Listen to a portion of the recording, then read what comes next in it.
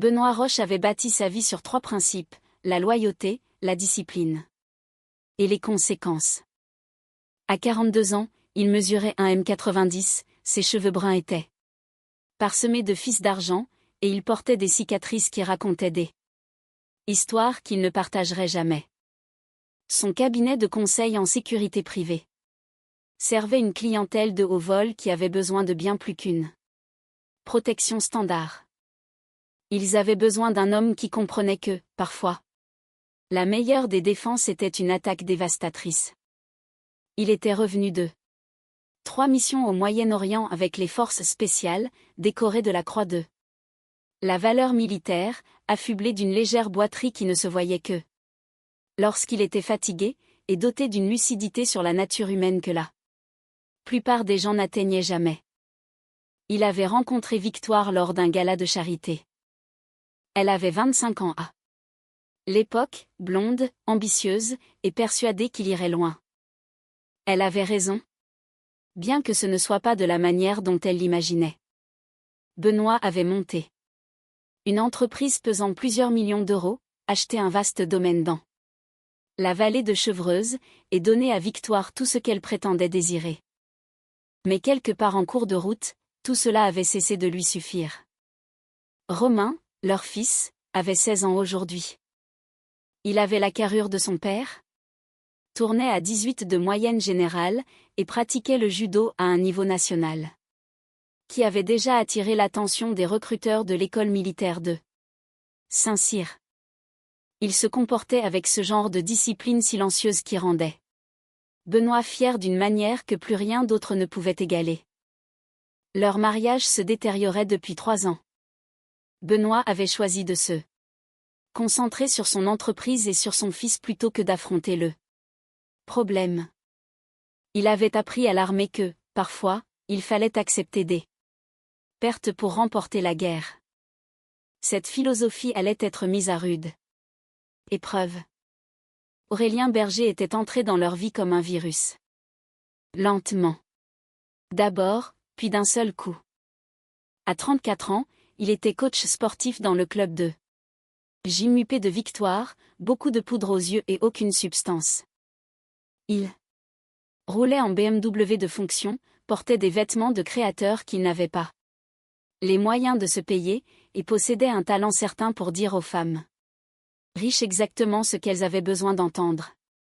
Il prétendait être un ancien joueur de rugby professionnel, alors qu'en réalité, il avait abandonné la fac de sport en 2e année. Il disait développer une application de fitness, mais arrivait à peine à gérer ses propres fins de mois. Cependant, Aurélien avait compris une chose que Benoît avait cessé de donner à Victoire, le sentiment d'être désiré. Pendant que Benoît bâtissait des empires, Aurélien bâtissait des fantasmes. La liaison avait commencé 6 mois plus tôt. Des rendez-vous au café calés sur ses séances de sport matinales. Des compliments sur sa silhouette. Puis, il s'était progressivement positionné comme le seul homme qui la comprenait. Vraiment.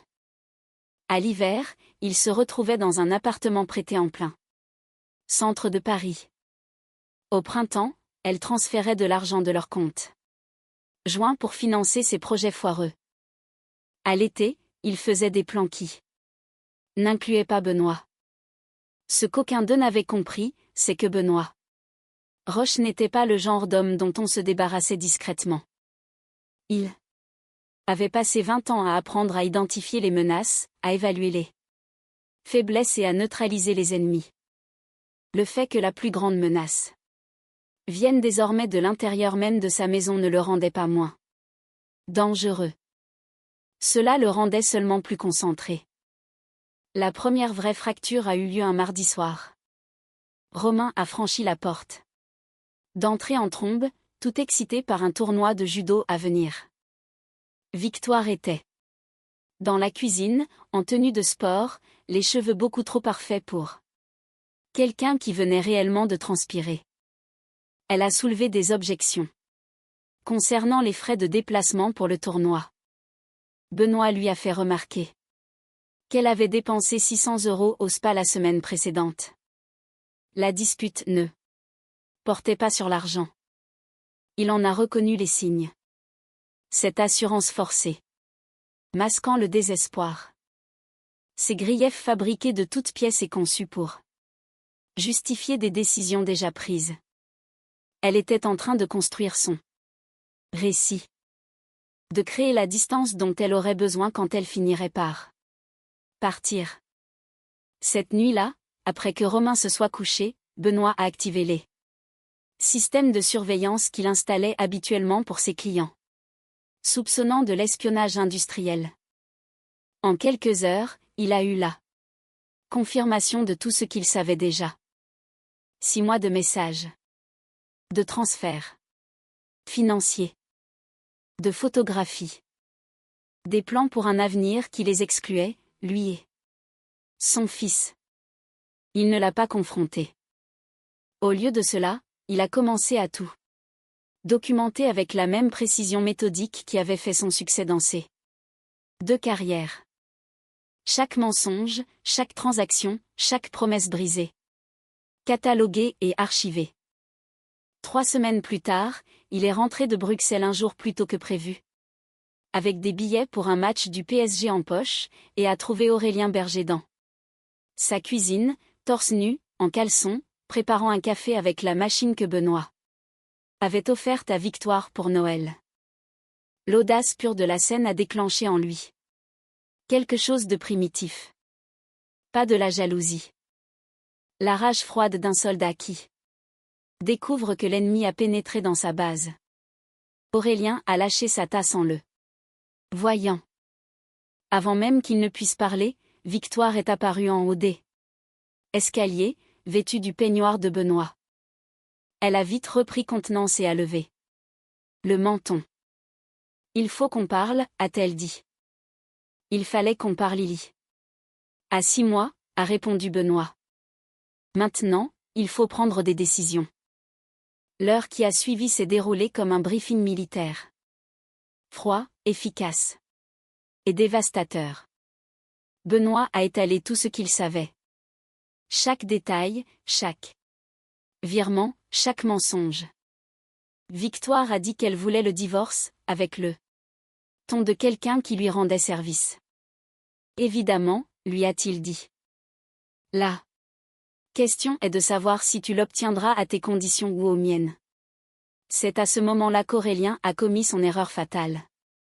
Au lieu de se taire, au lieu de reconnaître qu'il était complètement dépassé, il a déclaré que lui et Victoire étaient amoureux. Qu'ils allaient être ensemble, avec ou sans sa permission. Benoît a souri. Vous avez tout à fait raison. La question est de savoir si vous serez ensemble avec l'argent mis de côté pour les études de mon fils et la moitié de tout ce que j'ai construit, ou si vous serez ensemble avec rien d'autre que vous-même et les conséquences que j'estimerai que vous méritez. L'appel est arrivé à 3h47 du matin. La voix de Romain était empâtée par la douleur. Papa, il faut que tu viennes me chercher. À l'hôpital. Aux urgences. De Cochin.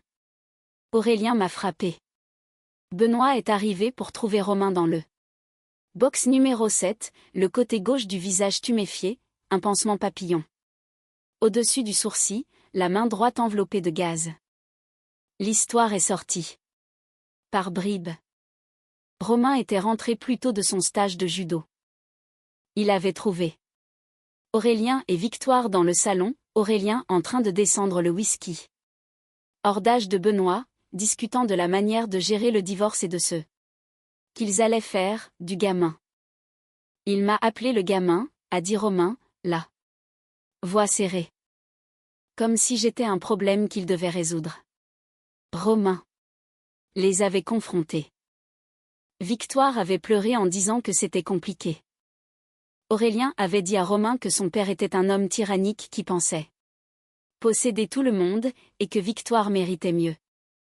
Romain avait défendu son père. Aurélien l'avait attrapé par le col et poussé contre la table basse. Quand Romain s'était relevé, Aurélien lui avait balancé un coup de poing sauvage qui l'avait atteint au-dessus de l'œil. Romain avait riposté avec un fauchage de judo qui avait envoyé Aurélien s'écraser dans le meuble télé. Victoire avait d'abord aidé Aurélien à se relever. Puis elle avait regardé son fils en sang et lui avait dit qu'il l'avait bien cherché pour avoir manqué de respect à Aurélien. Benoît a senti quelque chose de froid et de familier s'installer dans sa poitrine. Le même sentiment qu'il avait éprouvé au Moyen-Orient lorsque son unité avait été trahie par des alliés locaux. Ce moment précis où l'on comprend que la pitié est un luxe qu'on ne peut plus se permettre. Richard, le père de Victoire, est arrivé à l'hôpital.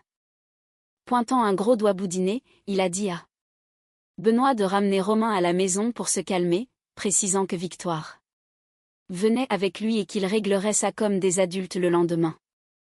Benoît a regardé sa femme, puis Romain, puis à nouveau Richard. « Tu as raison, a-t-il dit. On va régler ça. Dans sa totalité. » Son ancien sergent, Bruno, a bouclé une enquête complète en moins de 3 jours. Le vrai nom d'Aurélien était Angelo Garcia, changé après des dettes de jeu et des ennuis judiciaires sur la Côte d'Azur. Marié 2 fois auparavant, à chaque fois à des femmes fortunées, à chaque fois en les laissant financièrement ruinés. Sa carte professionnelle d'éducateur sportif était expirée. Il avait des retards de loyer, devait de l'argent à des individus peu fréquentables à Marseille, et jouait exactement la même comédie à 3 autres femmes de la salle de sport en même temps. L'une d'elles y avait laissé l'épargne de ses enfants. Une autre était retournée vivre chez ses parents. Il y avait aussi 3 plaintes antérieures déposées par ses ex-femmes pour des violences contre leurs enfants. Rien n'avait abouti au tribunal, mais le schéma était clair. Victoire n'avait pas seulement une liaison. Elle se faisait méthodiquement dépouiller. Benoît n'en a tiré aucune satisfaction. Le fait qu'elle soit une victime n'excusait pas qu'elle ait regardé son fils se faire agresser et qu'elle ait défendu l'homme qui l'avait fait. Il a organisé une rencontre dans un entrepôt de la zone industrielle de Gennevilliers, celui avec les murs insonorisés. Des messages soigneusement rédigés pour les attirer tous les 3. Pour Angelo, une proposition commerciale qui pourrait résoudre ses problèmes d'argent. Pour Victoire, le fait que Romain était prêt à s'excuser. Pour Richard, le fait que sa fille avait besoin de son aide pour une affaire urgente. Angelo est arrivé le premier et a trouvé Benoît l'attendant sous un simple néon. Soudain, l'entrepôt s'est illuminé d'un coup, révélant des photographies agrandies sur des chevalets. Des images d'Angelo avec ses victimes précédentes. Des relevés bancaires montrant les virements de Victoire. Des photos de surveillance étalées sur 6 mois. Et au centre, l'image de la caméra de sécurité de l'hôpital montrant le visage tuméfié de Romain. Les aveux qui ont suivi ont été totaux. Angelo a tout admis. Il avait ciblé Victoire délibérément. Il avait étudié ses habitudes. Il s'était forgé un personnage sur mesure pour exploiter sa solitude. Son plan à long terme était de l'aider à quitter Benoît, de récupérer la moitié du patrimoine lors du divorce, puis de vider ce qu'il en resterait avant de disparaître. Il l'avait déjà fait 4 fois. Quand Romain les avait confrontés, Angelo l'avait frappé. Parce qu'il n'allait pas laisser un adolescent le faire passer pour un faible. Il avait prévu de pousser Romain vers un pensionnat en Suisse, loin des yeux, loin du cœur. Victoire a avoué la liaison, les virements, et le fait d'avoir cru la version d'Angelo concernant son mariage plutôt que son propre fils. Elle a dit qu'elle voulait croire que quelqu'un pouvait l'aimer à ce point. Benoît, lui, a demandé si cette croyance valait la peine de trahir Romain. Elle n'a trouvé aucune réponse valable. Richard a avoué avoir encouragé la liaison depuis le début. Il voyait Angelo comme le genre d'homme normal que sa fille méritait. Il avait aidé pour la logistique, fourni des alibis, et activement travaillé à saper l'autorité de Benoît. Quand Benoît lui a demandé s'il approuvait le fait qu'Angelo ait frappé Romain, Richard a répondu que le garçon avait dépassé les bornes et que quelqu'un devait le remettre à sa place. Benoît a installé 3 tables devant eux. Sur la première, les papiers du divorce. Par consentement mutuel, procédure accélérée, avec la garde exclusive de Romain pour Benoît. Victoire gardait ses effets personnels et sa voiture. Sur la deuxième table se trouvait une comptabilité exhaustive des 147 000 €. Transférés sur les comptes d'Angelo, accompagnée d'une reconnaissance de dette. Exigeant un remboursement immédiat, sous peine de poursuite pénale pour abus de faiblesse et escroquerie. Sur la troisième se trouvaient des ordonnances d'éloignement et un accord de relocalisation exigeant qu'ils déménagent tous à plus de 500 km et ne contactent plus jamais Romain. Ils ont signé chaque page. Les mains d'Angelo tremblaient.